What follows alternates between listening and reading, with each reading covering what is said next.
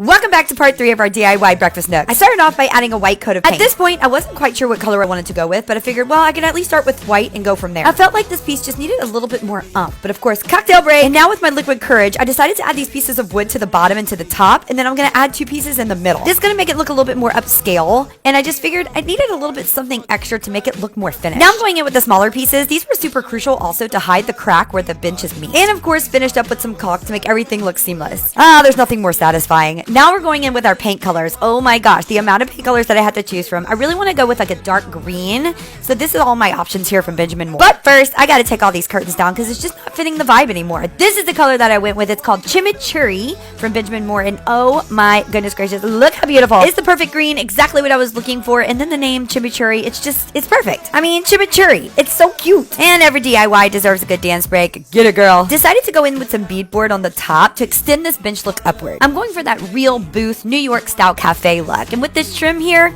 it's chef's kiss. Extending the trim onto the other pieces of the beadboard, making sure it's sturdy. And look, I give a thumbs up. It's sturdy. Now time to go in with some paint. Oh, Chimichurri, we meet again. Look how pretty. I am so excited for you to see. Stay tuned for part 4 tomorrow. We're gonna add all the finishing touches and move towards our final reveal. See you then.